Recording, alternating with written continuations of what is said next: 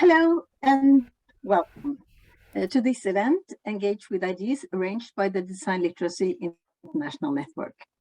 Today we have invited Zhengping Liow, also called Ping, to present his ideas. A warm welcome to you, Ping. We are very much looking forward to your presentation titled Cross-pollinative Team Learning, Recalibrating Power Structures in the Design Studios. And before we start, just a few words about the network and our events.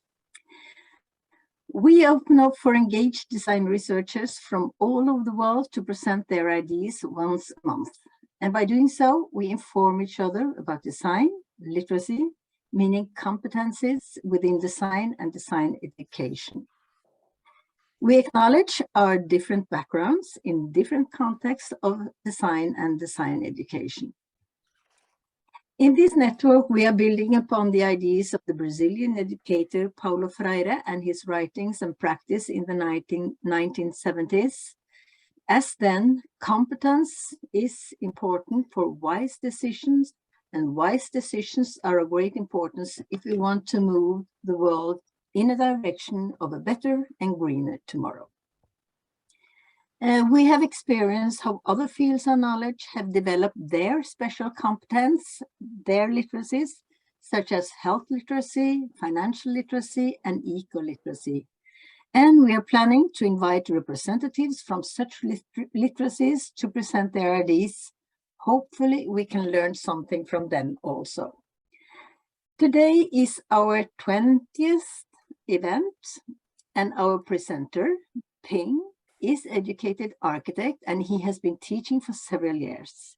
He will say a bit more about his background, but before handing over the screen to Ping, I would just say that today's presentation will simultaneously be translated into both Spanish and Chinese, which we think is great. So thanks to Jasmine Silva and Laura Eraso at University of Design in Santiago, and also thanks to Ning Wang at Shandong University of Art and Design in China. So now, Ping, the screen is yours. Thanks so much. I hope everybody can hear me clearly. Very nice meeting all of you. So just let me do the share screen. And I won't be able to see anyone now. Okay. Do you see a blank screen now? All right, yes. So I'll start there. Sí, está perfecto. Okay. So my name is Ping. You can just call me Ping. I have a background in architecture. So like many practitioners who I went on to teach, I've practicing for about 3-4 years. So I've been teaching for about 11 years. That sounds quite old. So I wasn't expecting to get a job, so I was pretty blessed to to get a job. But my first day was quite memorable because I almost broke into cold sweat because I realized I'm going to teach design. And we all know how do we teach mathematics and science, but how then do we teach design? Because it is full of ambiguities and uncertainties. So like many practitioners, I've begun to teach the way I've been taught in my university. So it's a replication of my own experiences. So in my time as a level coordinator for the first year students, through all of these exit interviews, the students have shared with me that the reason for them to leave the course is the loss of interest as their main narrative. So when I asked a little bit further, I realized that it is because of their confusion with design. So specifically, the foreign teaching method that has been taught, and in this case is predominantly the Master and Apprentice Pedagogical Model. So as I was doing more reading about this through the works of Helena Webster and Thomas Dutton, so all of them have kind of identified the asymmetrical, unbalanced power structures in the design studio, and they are really of very little benefit to the students' learning. So henceforth, my journey in experimenting with this non-hierarchical learning pedagogical studio. So thanks everybody for coming. So before we move on, I'd really like to thank Liv, Eric, and Ursula for this very kind opportunity for me to receive feedback for this work. So please note that each slide will be accompanied by a page number, is highlighted by a red arrow. So if you want to refer back to this slide, just take down the red arrows. I'll also put a link on the chat box. So this is where you can download the slides. Let me move on. Okay, this talk is based on a chapter from this book, Effective Design Critique Strategy Across Discipline. And my contribution to this book is called Started Right, a Heterarchy Studio Pedagogy Model for Gen Z learners. So it's really a documentation of all of my experiments when I was teaching. So we'll talk about 3 ideas. First, I'll describe the book chapter that will frame today's discussion. Then we'll focus on 4 learning attributes of the Gen Zs. Second, we'll be talking about, we're examining the dogmatic Master and Apprentice teaching model in architecture design studios and its negative effects. So lastly, we'll be talking about the cross-pollinative non-hierarchical learning model, almost like an antidote to the top-down hierarchical Master and Apprentice model, which is fairly ubiquitous in design studios worldwide. So, so this is the framing of the chapter really, so I'll just quickly run through. So as we transit into emerging economies and changes have compelled us to rethink pedagogy. But the role of design is projected to shift to play a key role in our economy towards knowledge production and dissemination. And therefore, the idea of working with adjacent and non-adjacent disciplines must be a mindset that has to be inculcated. So furthermore, we have also witnessed the power structures of design processes shifting from a very classical top-down model to a flattened non-hierarchical model in recent years. So with that, lifelong learning is projected to take on a significant role in the precarious future. So the whole idea of having a self-directed mindset is also a very important 21st century skill in the coming decades. Soft skills such as negotiation, emotional intelligence are advocated as essential attributes for the coming industrial revolution. But the real question is, how do we teach these non-cognitive skills? Can all of these skills be taught through a lecture, or they can be enculturated? So some things are taught, some things are caught. So in the aspects of the design studios, these are often referred to as the hidden curricula. And who are the Gen Zs? So to date, very limited studies were conducted to understanding their learning attributes on what is really relevant to their learning. So this book chapter then collects secondary data and reclassifies them into 4 relevant categories, which is related to the studio pedagogy. So, so we have the outcome as number 4. So let us take a look at a slightly more detailed version. So don't let this scare you. The colors should be able to calm you down a little bit. So we went through, so number 3 will be the 4 categories of the Gen Z's learning attributes. So the resultant outcome will be impacting, the project brief, which is guided by the curriculum, as well as the pedagogy, which is then also has a very important part to play in the S.I.R framework. But for today, if you could forgive me, our journey will take a slight detour. We will still talk about the 4 learning characteristics of Gen Z learners, followed by a critique on the hierarchical Master and Apprentice design pedagogical model. So that will set the context in order for us to understand the relevance of the cross-pollinative team learning model of the S.I.R strategy. So here are the parameters for this session. First of all, Gen Z, they are students born between 1996 to 2012. And this work revolves around beginning design students for the first year architecture design studios. So, so these are the 4 main attributes that we have that has been surfaced. So we'll go through them briefly. So the resultant list is on the left. So the need for collaboration. So Gen Zs, they are pretty much indifferent to authority, but they are not impressed by working underneath a hierarchical structure, but not exactly in a defined way, but it indicates their willingness to collaborate. So despite their collaborativeness, if there's such a word, they are also excessively competitive and individualistic. Point number 2, their pursuit of meanings. So Gen Z see themselves as boundaryless citizens who are also passionate about issues like climate emergency. Agencies, as described as the ability to intervene, are paramount for them to understand what they want to do in their life, most importantly in the search of meaning in their lives as well. But they are also known to be a impatient bunch of people, because they are born in the digital world, and especially in the post-truth era, they tend to trust whatever they read online without questioning the credibility that is online. So especially for beginning design students, they are accustomed to instantaneous Google searches, on-demand entertainment, and they tend to research online quickly for solutions for them to cut and paste desirable aesthetical qualities concealed under the term inspirations. And Gen Z's learners, they like to undergo a highly structured learning because they're highly monitored in their childhood. They prefer learning journeys which are very predictable, highly coordinated. So a clear projection of their next step is considered critical. So it's also argued that highly structured, a relatively stress-free childhood might have actually robbed them the confidence and the chance to learn from bad decisions. So let's move on to the next point, shall we? The detriments of the Master and Apprentice relational mode of teaching. So, what exactly is the Master and Apprentice model, which is really commonly found in architecture schools? So if you walk into a typical studio, this is probably what you might see. You will see something like this. The tutor will be having conversation with a student, one student, usually by themselves at the teacher's desk. The student might be talking to the tutors for 30, 40 minutes, hogging, and then the rest of the class remains unengaged. But the nature of the dialogue is really predominantly one way, as the students only gets corrective feedback with alternatives rarely explored.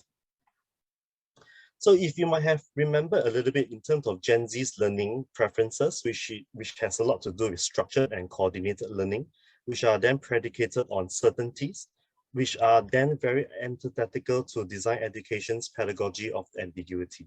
So given such ambiguity, there are no dogmatic way to teach design. But strange enough, the pervasive Master and Apprentice model, which is then celebrated as mystery as mastery, a mode of teaching where knowledge is transferred in a very tacit manner, have managed to survive for decades, if not centuries. So this model began in the 1830s with the Beaux-Arts movement in France. So in those ateliers, students learned under the watchful eyes of their master. So mimicry was at the heart of the pedagogy. So moving on to the workshops of the Bauhaus, although the environment has changed, but the mode of learning becomes more intensive by having two instructors, and the kind of hierarchical model remains unchallenged. So the same could be said for the unit systems, which is now commonly found in architecture schools worldwide. And most importantly, at the core of the Master and Apprentice model is a very simplistic punishment or reward principle, so that the masters either agrees or disagree, which then discourages the individual thinking and innovation out of fear that the master will disapprove. So the asymmetrical power structures are strengthened through the inculcation of non-cognitive value systems into the learners through the hidden curriculum. And Frescara, who has spoken last year in July, highlighted that the masters were unable to clearly articulate their guiding principles, have reduced design pedagogies to just mimicry. So he have added, mimicry is easy. Just follow what the master has said and replicate it. But those people who learn through mimicry, they will never be culture builders. So there are basically three kinds of master-apprentice relational model. So we have the first one, the brutal authoritarian, the benign authoritarian, and the reversal authoritarian. So we'll be going through them one at a time. So we'll go through the first one first, which is, sorry, I lost my slides. The first variant, the COVID language, the first variant. So we are going to discuss the brutal authoritarian first, which is then characterized by strict compliance, predominantly explicit commands and knowledge transfer. So it's a method which is very explicitly driven compared to the very tacit method of the benign authoritarian. So this is nothing new, because recently there was almost like a storm. So the Guardian has reported that last year that UCL Bartlett School of Architecture, one of their ex-students have complained of racism and sexism dating back a decade ago. So in fact, when you read the report, It spans back almost 3 decades ago. So the headlines reveals a more telling story like toxic learning environment, teaching culture. But these are not shocking. It's almost like an open secret because none of us were shocked because he have accurately described the state of pedagogy over at the Bartlett School. Zooming to the report a little bit, one of the main theme that has emerged is the culture of fear, a very important theme. So the operation of threats and fears, whereby fears is being used to motivate the students to work extremely hard. And students felt that the teachers are very biased in terms of doing their reviews. And this oppression are ongoing in the studios, and students themselves have normalized such behaviors. They are also mimicking their tutors in instilling fear amongst one another. So the process of being socialized into the environment, into enculturation. So exactly this has described the idea of the hidden curriculum at work. The enculturation of values and behaviors and value systems. Lastly, the power imbalance created by the tutors within the unit systems have conveniently set up a series of abuse with lasting emotional and physical damages on the students for many years. The oppressive studio culture over at Bartlett is not something which is unique, because the vice president for the Royal Institute of British Architects, the student chapter, have went through her observations and conversations with students with many schools, and she too have arrived at a similar conclusion. So S.I.R in the United States have got it recently, got into trouble, and are the same with regards to the same issues of power structures. And the unit systems, which is also found in the National University of Singapore, which probably suffer the same fate. So a casual conversation with one of my former students, felt that his peers and himself followed the tutor's instruction out of fear and anger, So it resembles a typical section out from the Bartlett report. But of course, like the golden rule of statistics, correlation doesn't equate to causation, but it is a very telling story. The benign authoritarian. So for this, it is more tacit, it is less explicit in a way. So I'm going to screen this video if I may. It's going to take less than 3 minutes, and Savoy Zizek would explain it in a much better way than I do. So, of course, I have nothing against the can you all hear? All right. That your boss treats you in a nice way and so on. The problem is if this not only covers up the actual relationship of power, but makes it even more impenetrable. If you have a boss who is up there, the old-fashioned boss, shouting at you, exerting full brutal authority, in a way it's much easier to rebel than to have a friendly boss who embraces you, or how was the last night with your girlfriend, blah, blah, all that body stuff, where then it almost appears impolite to protest. But I will give you an example, an old story that I often use to make it clear what do I mean by this. Imagine you or me, I am a small boy, it's Sunday afternoon, my father wants me to visit our grandmother. Let's say my father is a traditional authority. What would he be doing? He would probably tell me something like, I don't care how you feel, it's your duty to visit your grandmother. Be polite to her, and so on. Nothing bad about this, I claim, because I can still rebel and so on. It's a clear order. But what would the so-called post-modern, non-authoritarian father do? I know because I experienced it. He would have said something like this. You know how much your grandmother loves you, but nonetheless, I'm not forcing you to visit her. You should only visit her if you freely decide to do it. Now, every child knows that beneath the appearance of free choice, there is a much stronger pressure in this second message. Because basically, your father is not only telling you, you must visit your grandmother, but you must love to visit it. It's, you know, he tells you how you must feel about it. It's a much stronger order. And I think that this is, for me, almost a paradigm of modern permissive authority. This is why the formula of totalitarianism is not, I don't care what you think, just do it. This is traditional authoritarianism. The totalitarian formula is, I know better than you what you really want. And I may appear to be forcing you to do it, but I'm really just making you do what without fully knowing you want, and so on and so on. So in this sense, yes, I am horrified by this. So, excuse me. So I think he has explained a little bit so much clearer than what I'm trying to do. So there are differences between the brutal authority as well as the benign authoritarian. So especially I suspect that the tyranny will still continue after the Bartlett report, but in a more passive aggressive way, disguised under the cover of free choice. Coercing will no longer be associated with brutal oppression, but will continue to perpetuate in a very gentle manner.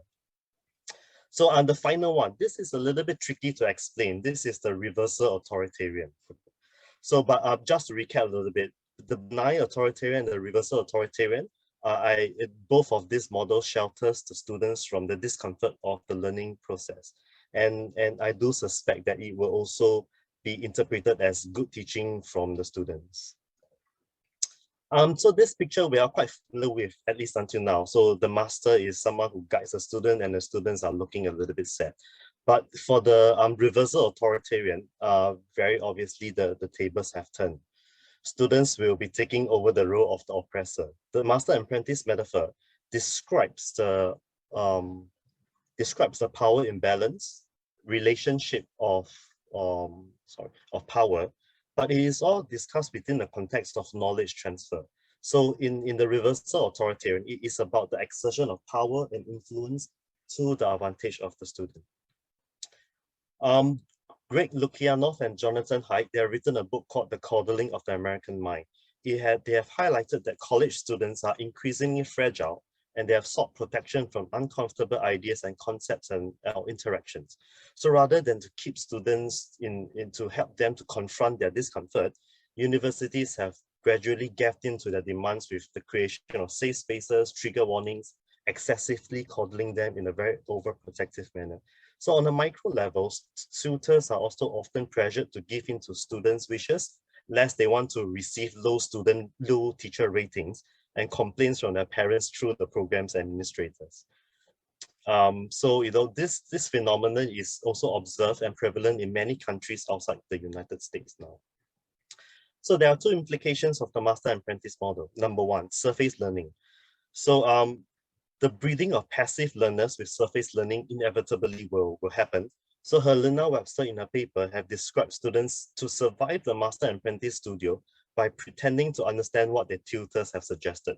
So rather than to defend their schemes in a respectful way, these students simply adhered to the instructions faithfully in order to survive through the semesters. So if you take a look at the surface learning table, it accurately describes it. So they are motivated by fear, which then their inability to extract the guiding principles of good design and just focusing on the formal outcomes, so that their projects will look good, but not necessarily work well. Implication number two, increased anxieties and threats to the mental well-being. In 2018, there was a master's thesis done in Sheffield, which examined architecture students' mental well-being. So the numbers don't lie. So as compared to normal students, they are considered to be highly stressed out. And do remember that these numbers are pre-COVID era. So 38% of university students have experienced moments of panic attack compared to 81% as reported by architecture students. In terms of anxiety, we have fared no better.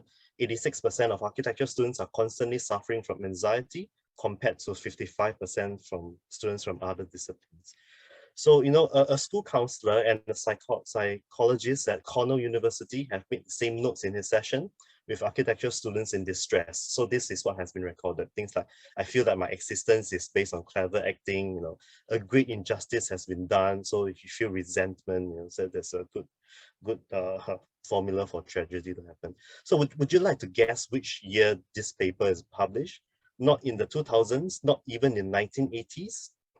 It is in 1964. 1964 to today, 2022, 58 years in between. The studio pedagogy has been plagued by the Master and Apprentice model. Well, one could actually argue that the Master and Apprentice model has already cemented its dominance in the Beaux-Arts period. So that's about a couple of 100 years. But all in all, true dialogue only happens between equals.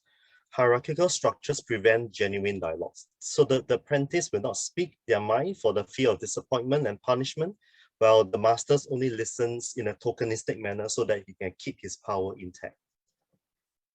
So we have went through Gen Z's learning traits. We have talked a little bit about the Master and Apprentice pedagogy. So let's move on to the cross-pollinative team learning that is really responding to both of these issues at hand.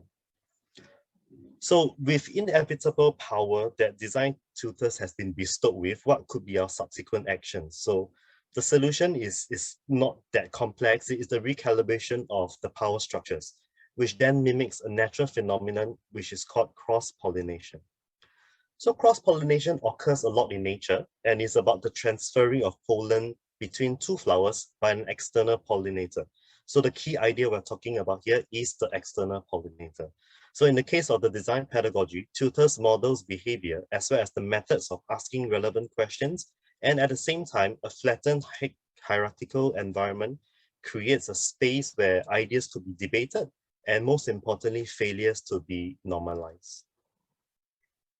So in fact, academic cross-pollination is nothing new. In fact, they will be probably understood as cross-disciplinary and transdisciplinary pedagogies of today. In 2006, an article by Harvard Business School, advocated the merits of the system. So if I could remove the description, which is then more relevant to the CTL pedagogy. So students from diverse disciplines learning from one another. So in the context of the year one students, it will be something like this. Students from diverse disciplines from their high schools, from the different backgrounds, different life experiences, most importantly, different spatial perceptions, learning through teaching and critiquing one another's design works in progress. So that pretty much sums up CTL. I would like to briefly talk about the 4 keys of the CTL design pedagogy, their corresponding actions, as well as their intentions. So number 1, the visible pedagogical framework. So simply by shifting away from the weekly pin-up, shifting away from the one-on-one desk grids, tutors can take seat with the students, not at the teacher's desk. So sitting together with the students, working together in groups. In this case, you can group them in groups of 4 so that they can explore a common design trajectory. So this kind of semi-permanent work group encourages students to extend their discussions together, even the tutorials have ended. So just simply sitting together with students would helpfully engage the non-participating students in the studio. Number 2, the hidden curriculum. So much empathy has to be extended for our first year student. So we as tutors can teach with phrases that sought to normalize failures, as well as to capitalize on the tacit-driven hidden curriculum to install all of these non-cognitive skills and mindsets as well. So tutors can also demonstrate the different ways of learning, asking relevant questions. So it is then acted out almost like an actor in the studio through the hidden curriculum. So hopefully, some things are taught, some things are caught. Students then can catch on to the ways of asking and thinking during their self-directed peer-to-peer design discussions. Number 3, heterarchical relationships. So the tutors should be able to guide as a neutral facilitator simply by encouraging the students to discuss their friend schemes, breeds a kind of co-creation culture, therefore suppresses the individualistic environment that causes much academic stress. The last key, social support. Tutors can also capitalize moments of ambiguities for an impromptu cross-pollinative exercise when the discussion comes to a standstill. Students will collectively help with one another in their brainstorming of design options, and most importantly, decisions are also mostly made together as a group. So this in turn builds up the social support and finds support in times of distress. So a very quick recap again. So we spoke about the 4 ideas of Gen Z's learner's trait, 3 kinds of Master and Apprentice model with 2 implications. And then we have moved on to a very hierarchical driven cross-pollinative team learning model. So the benefits as documented in the paper will be usually in the cross-pollinative group, they will outperform the one-on-one group academically. And if you could trust me on this, because I have conducted interviews for 3 years, but I have not coded it. So generally they enjoy the kind of well-being. They're less stressful than the one-on-one peers. So that marks the end of this very lengthy session. So if you please keep in touch. Maybe you could extend this conversation beyond this session. And so much thanks to the interpreters. Thanks very much.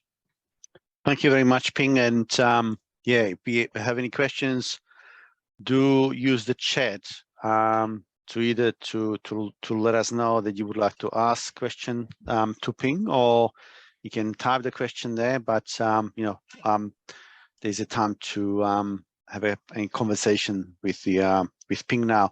I'll kick off, Ping, and my question is, if you go to your example, I mean, I was intrigued with your example, and just out of interest, is there, you know, the people around the names around the table, they're very gender dominated. Is there some reason that you excluded a certain gender from your example? Sorry, can't hear you, Ping.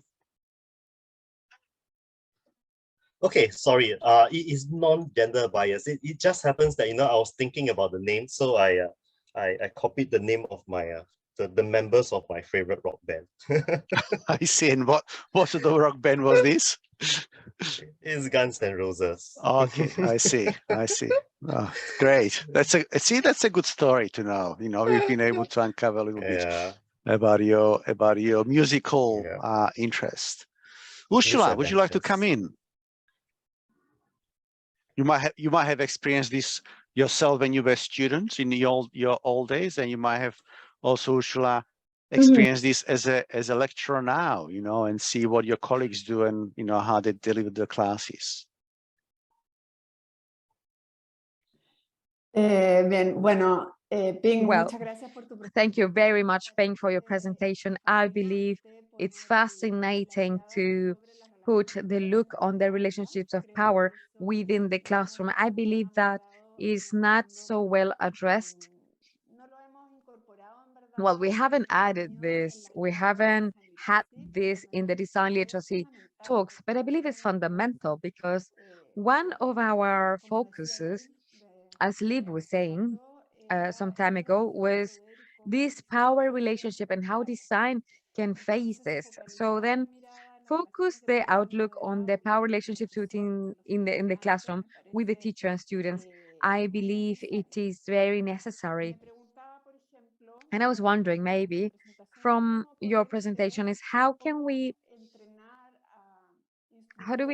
train instructors to be neutral facilitators when, for instance, we have content that is, I don't know, hard content, let's call it, that the students should incorporate into their learning. Let's say for architecture, anything related to calculus, material structures, and so on, where soft skills could have less space and also creation could have less space.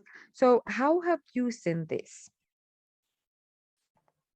Okay, I have to write it down so that I don't lose my train of thoughts. Getting very slow these days. So the first one, you're absolutely right, you know, because I was as I'm trying to build up my literature in terms of understanding the power structures, the literatures are quite modest in bulk. They are quite modest. And the very famous paper, not famous paper, the very informative paper was by Thomas Dutton. So that literally opened up my eyes. But that paper was like in the 1990s.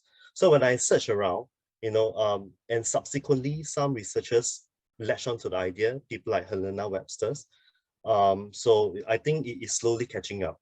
But if you realize a little bit that the idea of power structures is not exactly a sexy research topic, because as much as the Bartlett report has demonstrated, the power structure need not be disturbed, because don't reinvent the wheel when nothing is wrong.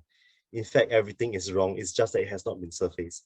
And I don't know, perhaps I'm one of the odd one who's just being crazy. The second question, this is also a very good question, and I have been also struggling to rationalize this, because one idea of research is the replicability of research. So and pedagogy, if we are terribly honest with ourselves, they are very private practices. So so it is almost impossible for me to impose this kind of teaching method to my, like, for example, to my colleagues. Yeah, so but I've realized that one way to probably in a tyrannical way to streamline towards such model, it is through the design of the brief.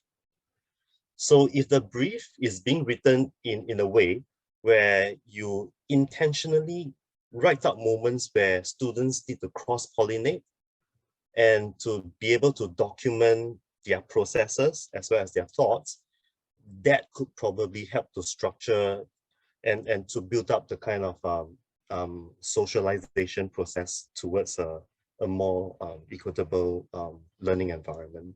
So it's through the design brief, I think. That was a really good question and good example, Shila. Thank you very much, and Ping for trying to address. Yeah, it is difficult, and I would add to this also. It's not just the issue around within the class, but I guess what happens is once you introduce these sort of power relationships in a class, and the future designers are conditioned these sort of power relationships, then what happens is they bring this into the practice. So when they do work, for example, with users or in the workplace, then there's this power structure they bring with them. And so what it means is then it's very difficult, I guess, to bring a user-centered design, because it becomes actually a design-centered rather than user-centered, because the designer knows better. And it's not necessarily that's what they want. It's just because that's how they've been conditioned, over 3, 4, or 5, or how many years, the studies they go for. So, it has an implication, I think, also, for future of the profession. So this is a very much so something actually, thinking about design doing good or being good, for society and for, the world. I think there's lots for us to consider. Liv, would you like to come in? Yes, please. First, thank you, Ping. Very interesting, a very nice presentation. I totally agree with you on this, the negative effect of the hierarchical master-apprentice, as you described. This has been much discussed in Norway also. But in a way, I think that some of the Norwegian discussion to solve this has some of the same in it as you call cross-pollinative team learning. But we have used a researcher called Etienne Wenger. He is sort of describing how you learn in the community of practice, where you are sort of cooperating on an issue, but at the same time, there is always someone who knows more than the others. So in a way, it's not totally equal, but it is in an atmosphere of, I'm not quite sure if it's right to call it a master apprentice, but the master apprentice way of learning, as if parents, children learn from their parents through their practice. So in a way, I find it difficult to just say that all apprentice master is negative per se, because in a way this is how we learn. So in a way, I can give an example from Norway. In the 1970s, there was a big debate on equalizing education, and the teachers withdraw, at least in art and design education, so that there was almost nothing to learn. So the pupils should always take everything from their own heart, develop everything from basic, and that's a very heavy burden to put on either architectural students or youngsters in primary, lower secondary, and high school. So I think this balance, which I think you try to describe by this cross-pollinative team learning, has something to do with this collaboration. But my question is, do you see apprentice, master apprentice as totally negative? Is my question. Very good question. Sorry. Eric, let me address your comments for a while first. So you talked about, but this has been a problem since many years, because the students graduate, go out to work, and most importantly, they go back to the schools to teach. So the value systems gets on regurgitating itself perpetuates through the system, which is why Jeremy too has always mentioned that architecture education is deeply conservative, because we just pretend that everything is okay through this kind of socialization. Liv, yes, this model has very strong linkages to communities of practice, and the mechanisms are if I could study a little bit more, I think they're pretty much identical. Okay, but your last question is a very important question, because whenever I've discussed the master and apprentice model, I could see some of my colleagues getting quite upset with me.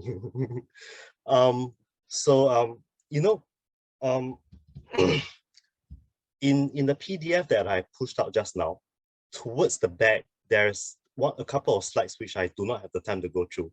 And one of the slides is about the master and apprentice model, the relevance of the master and apprentice model. So if I could remember what I've typed, it is that I think that the master and apprentice model, especially, let's contextualize this argument within design education. I think there are still merits, there's still a place for the master and apprentice pedagogy, but only with reference to tasks which are repetitive of technical skill sets. So for example, if I were to teach a student how to do a certain kind of projection, so I will put on my master's hat and tell them, hey, the way you have projected this is wrong. So there's no dispute about it. What is wrong is wrong. So then it moves on to corrective actions.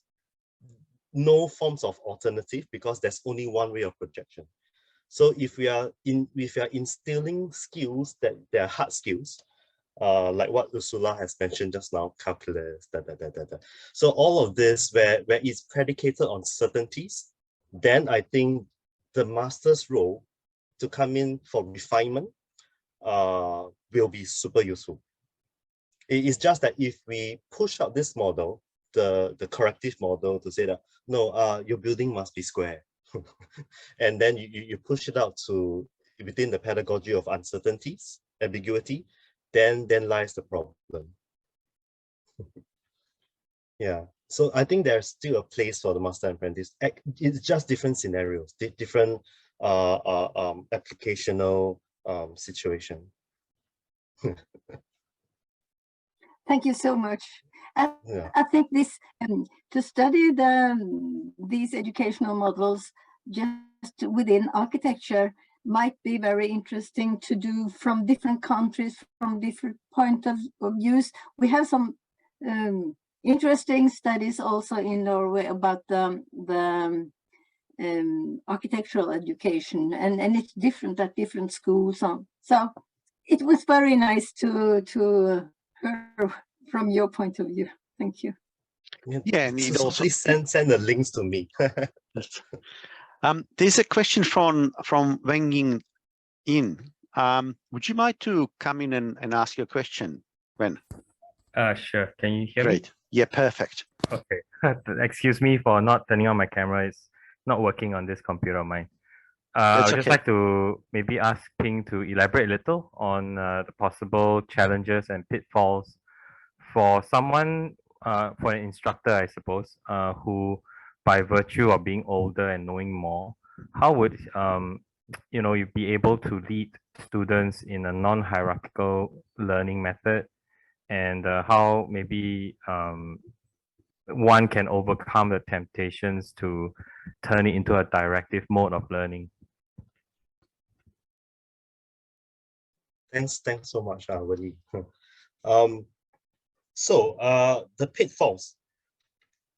Definitely, if someone who is, well, not anybody, even I'm still experiencing pitfalls. So it is definitely not a super foolproof model. But coming back to your question, right? Never mind if you're more experienced, and never mind if you're older.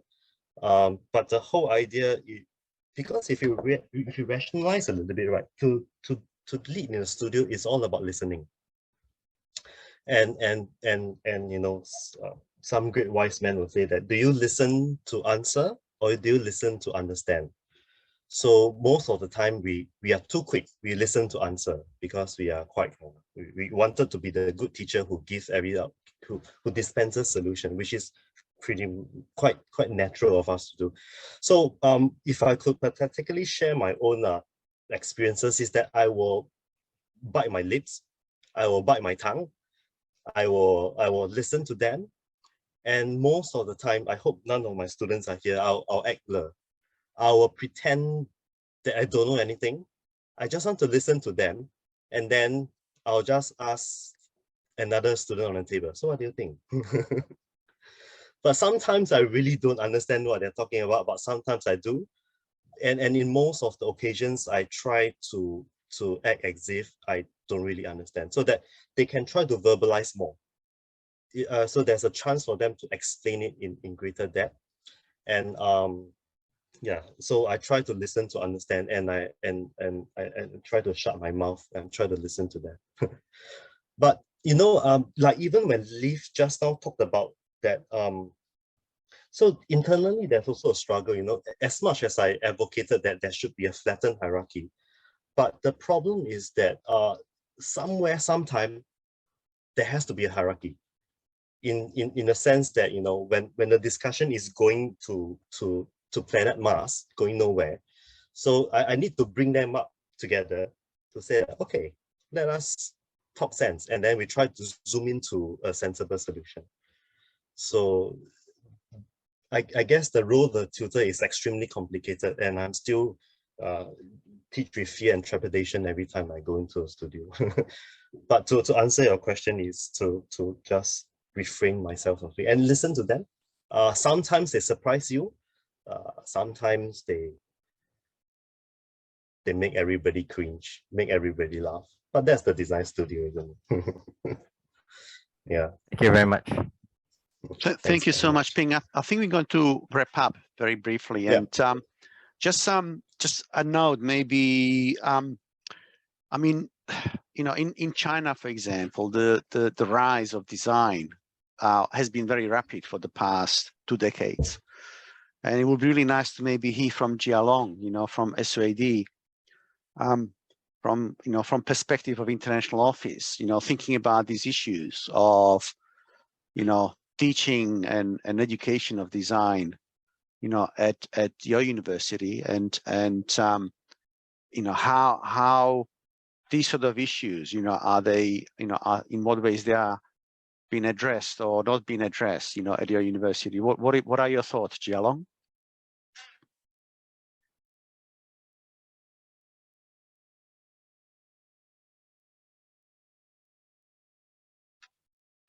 Thank you very much for the opportunity. After hearing from Ping's presentation, I felt that his method of teaching is very different from what we did in China. In China, most of the students, most of our studios, I think, are a quite traditional environment. So it's more about Master and Apprentice. But obviously, we have been presented with this new opportunity to try out Ping's ideas. And I think we have a lot of colleagues interested in his ideas and want to have discussions with them.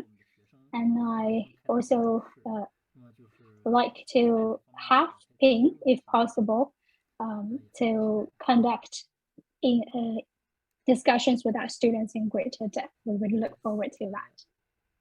Eric, I think that's all for that.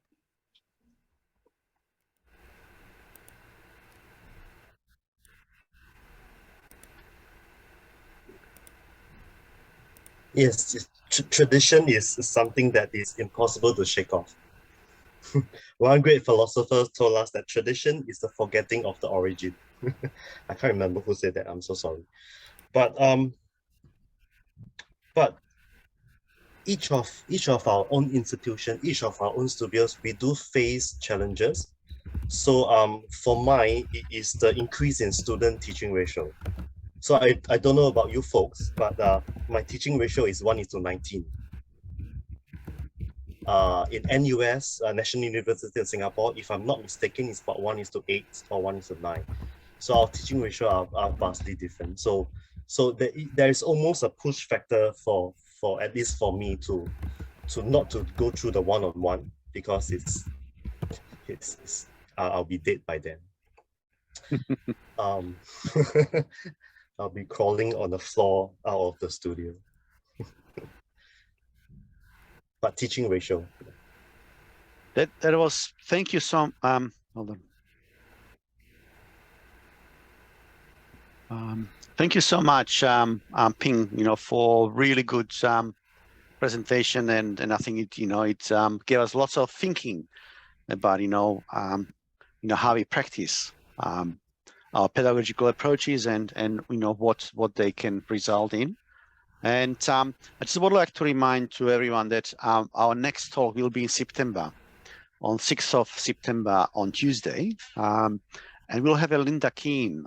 She's a professor at the School of Arts and Institute of Chicago, and she'll be discussing her talk is titled Place-Based Literacy, which is very much so, a link to kind of builds on what Ping was talking about. It's about how we can engage as students, in understanding in spaces and have a better understanding of their impact on lives of people and the environment they live in. So thank you very much, everybody who have joined with us today, and really good questions also that came from the audience, and we are looking forward to seeing you then in September.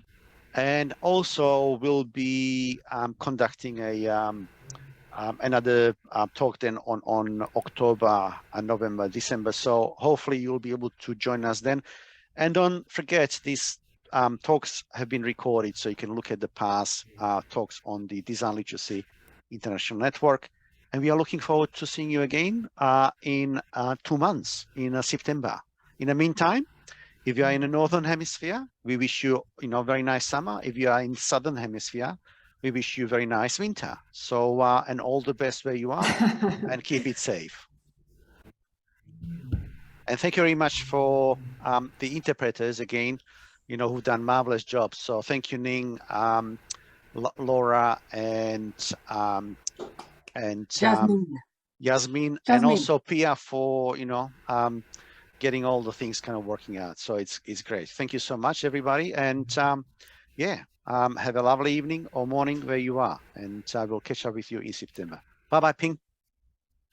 And, bye, everybody. Bye-bye. Thanks very much. Bye-bye. Thank you, Ling, Ping.